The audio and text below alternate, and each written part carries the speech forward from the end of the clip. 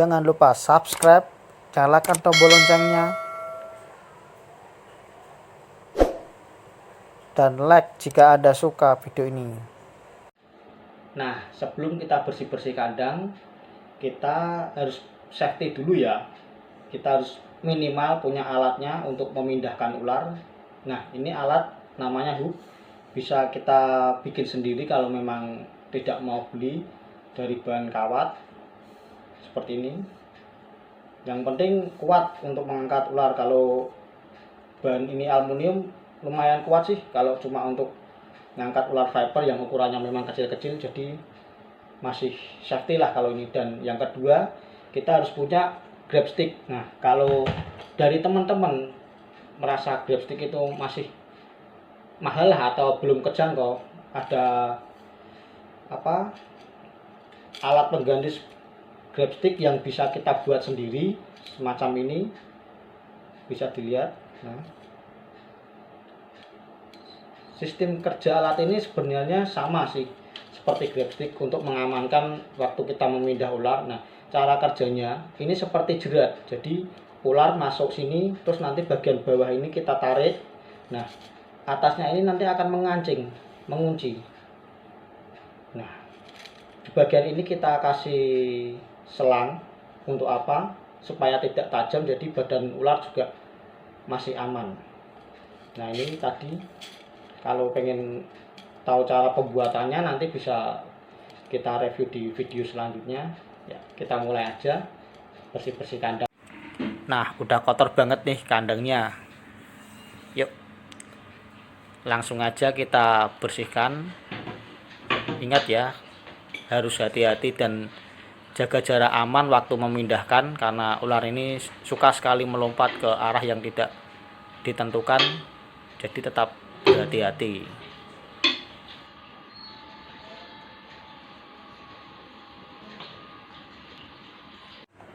Nah, kalau sudah dipindah ke tempat yang aman, jadi kita bisa bebas membersihkan kandang ularnya. Nah, yang pertama kita bersihkan dulu cockbarnya atau pecahan-pecahan kayu yang saya gunakan sebagai alas.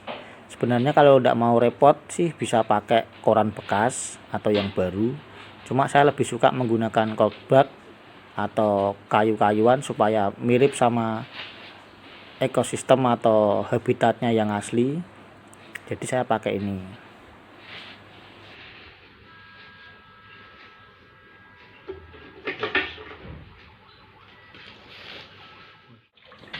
Saat mencuci kandang juga harus berhati-hati, karena beberapa kali saya menemukan waktu mencuci kandang menemukan itu taring entah copot atau patah. Beberapa sekali saya menemukan taring, jadi tetap hati-hati.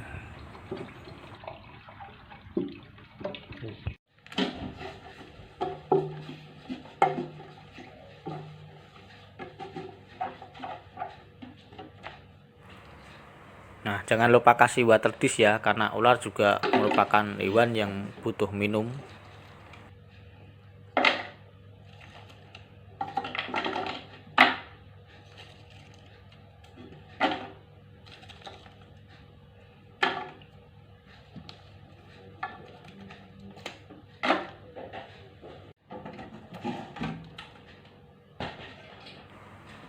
Ya, tetap selalu berhati-hati ya kalau kita memang pelihara ular venom di rumah. Jadi keselamatan diri kita sama orang sekitar harus tetap dijaga ya. Jadi jangan sampai teledor karena beberapa orang atau beberapa kiper yang sudah safety pun terkadang masih kecolongan. Nah, ini tadi Rhodostoma jantan yang baru saja kita bersihkan kandangnya. Kalau ini betinanya nih, ini kayaknya juga perlu dibersihkan kandangnya nih, karena sudah shedding, ganti kulit, dan ini juga sudah pup, buang kotoran nih. Bentar lagi mau kita bersihkan juga nih. Nanti sekalian kita review ular yang satu ini kalau Selasma rhodostoma ini saya dapat dari mana, nanti kita review sedikit. Nah, bicara tentang ular kalau Selasma rhodostoma ini atau ular ranjau darat, ini adalah termasuk jenis ular viper tanah yang penyebarannya di sekitaran Asia Tenggara sampai Jawa masih banyak ditemukan. Dan ular ini saya dapat itu waktu dulu rescue di sekitar daerah di Semarang, di rumah teman juga. Ini waktu masuk di pemukiman warga saya rescue sekitar tahun 2018. Jadi ular ini udah cukup lama juga sih di sini, sekitar 3 tahunan. Dan ini kebetulan jenis kelaminnya female, betina. Ini betina udah dewasa nih, sekitar 3 tahunan ini. Nah, yang menarik dari ular ini adalah cara dia kalau berkamuflase di alamnya, hampir menyerupai tanah seperti ini.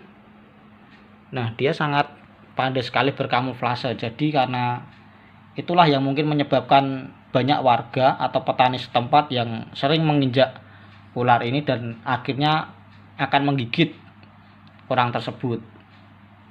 Nah, ular ini berbisa tinggi ya, jadi kalau ketemu di jalan atau di mana aja harus lebih waspada dan berhati-hati karena gigitannya juga bisa menyebabkan gangren atau nekrosis, yaitu terjadinya kematian jaringan.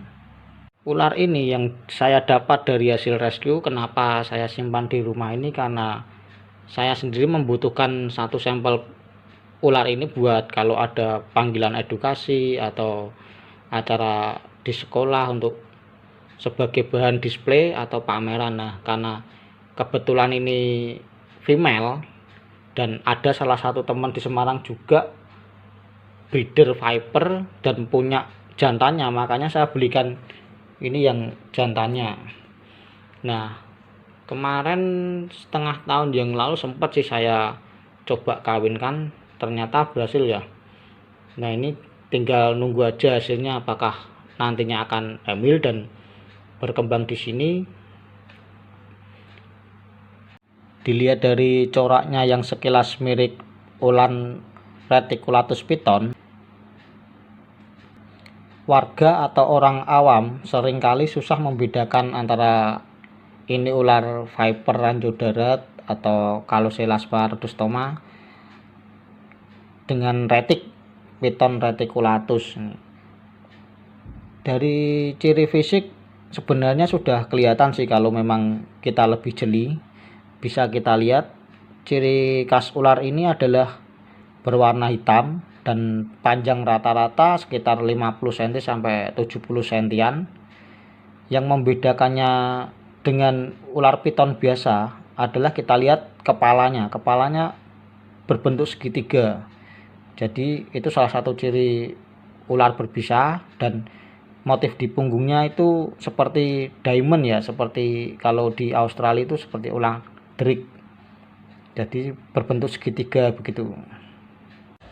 Nah, itu tadi sedikit review tentang ular Calocelaspha rhodostoma. Untuk informasi lebih lanjut, jika ada pertanyaan dari Sobat Wartos Channel yang ingin diketahui tentang ular ini, bisa komen di bawah. Nanti akan saya bikinkan review lagi untuk ular ini. Oke, terima kasih.